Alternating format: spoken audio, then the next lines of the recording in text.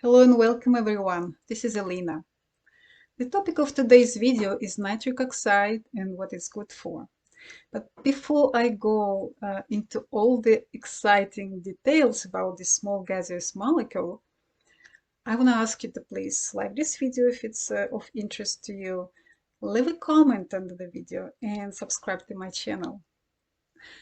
So, nitric oxide and ore was considered a toxic molecule, one of the pollutants up until 1980s. And then all of a sudden it was found to be absolutely necessary for pretty much all the functions in our organism. In 1998, a group of scientists were granted a Nobel Prize in the field of medicine and physiology for the discovery of role of nitric oxide as a signaling molecule in the functioning of cardiovascular system. Why?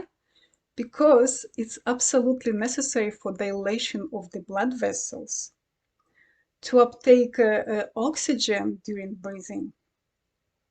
And honestly, every single function, nervous system, immune system, hormonal system is modulated and supported by the production of nitric oxide. Even sexual activities. The wonder drug Viagra, its action actually is based on the production of nitric oxide for erectile dysfunction. But besides all of these absolutely fascinating and indispensable functions in the body, nitric oxide, this small signaling molecule, is absolutely necessary for maintaining our longevity, if you will, because it can explain, it can unify all three major theories regarding the longevity, such as telomeres, mitochondria function or dysfunction as we age, and stem cells production and regulation and differentiation.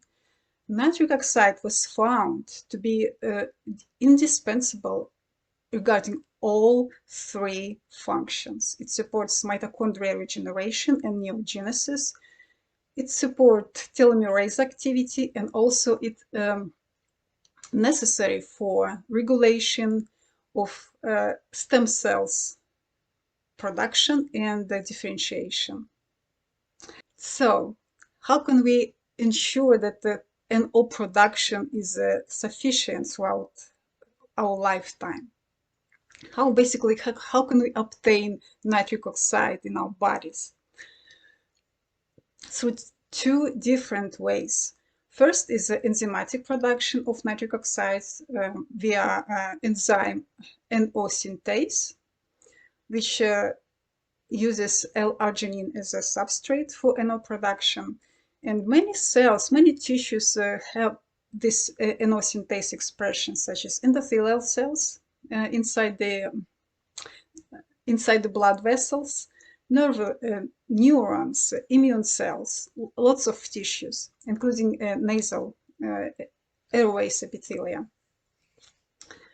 This is one thing. Unfortunately, activity of NO synthase declines as we age. It's approximately every decade, starting with our 20s, we lose 10 to 12% of NO synthase activities. So by the age of 75 or 80, we lose about almost all of it. 75% is gone. Another way to obtain nitric oxide is non-enzymatic, and thankfully it does not depend on our age. And this is through the oral production of NO via special nitrate-reducing bacteria in our normal microflora in the oral cavity. How does it work? Through the diet, obviously. Some green leafy vegetables, especially in the cabbage family, such as kale, arugula, and so on and so forth. Obviously, they need to be in a fresh state, uncooked. These leafy green vegetables have a large amounts of nitrate that are reduced to nitrite with the help of special bacteria in our mouth. And then we are mixing with saliva, this nitrite are swallowed, and in the stomach they are converted to nitric oxide.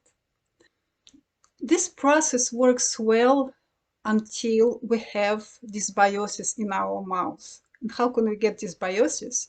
By using excessively antiseptics in the forms of mouthwash and also fluoride containing toothpaste, mouthwashes, and so on and so forth. Because all of this kills this useful bacteria that convert nitrate to NO eventually. And that explains that most of the cardiovascular disorders also accompany with the dysbiosis in the oral microflora. So to rescue all of these nice, efficient bacteria that we really need to maintain the normal production of nitric oxide, we just have to give them a chance to restore themselves and stop using antiseptics for oral care. Okay, it's not that difficult really. As for maintaining the nitric production through the enzymatic activity of NO synthase, there's also some ways to help it, to rescue it from the grips of aging. What can we do for this? Number one, physical activity. And it doesn't have to be some specialized workout, just regular walking, fast-paced walking, jogging, cycling, dancing, anything that stimulates blood circulation will help with production of nitric oxide. Number two, deep, slow breathing, diaphragmatic breathing through the nose only. Why is it important? Because nasal breathing creates extra air resistance through the nasal airways, and it stimulates production of nitric oxide, which in return helps to increase oxygen uptake in the lungs, and so on and so forth. So it's the whole cascade of activating parasympathetic nervous system, which is our rest and digest mode that we need for self-healing pretty much. Okay, so make sure that when you're doing all these activities, physical activities, to do nasal breathing only. And to help to prevent mouth breathing during night sleep, because we can control ourselves, right? I highly recommend to tape your mouth. Or if you have sensitive lips or facial hair, use some elastic band, to keep the lips together. That's all we need. What else can we do? Any hermetic stress to help mitochondria functions, such as extreme temperatures, sauna, infrared sauna in particular, and also ice cold bath, or at least cold shower, would also help with nitric oxide production and stimulating vagusnerve, and so on and so forth.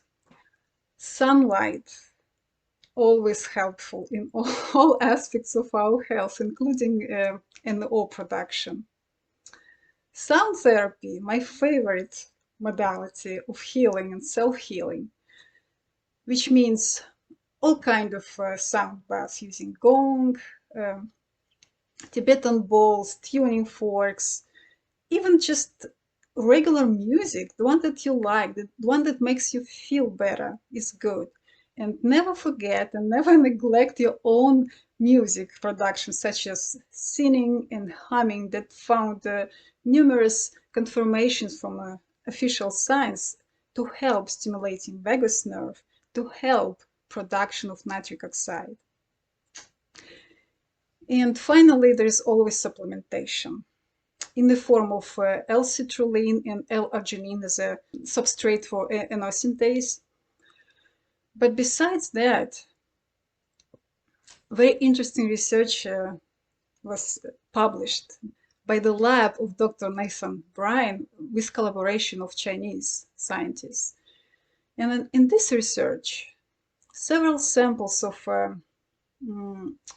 popular mixes of from traditional Chinese medicine were analyzed with the help of a gas analyzer. And what they found that every single formula was producing nitric oxide, which kind of sort of makes you think that NO could be viewed as a physical manifestation of qi, at least one of the aspects of qi or prana or life force, whatever you want to call it.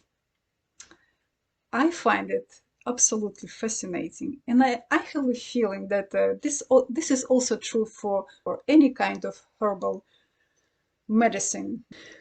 So I hope this video was helpful. I hope you learned a few things about nitric oxide and everything that it can do for you. Thanks for watching and stay well.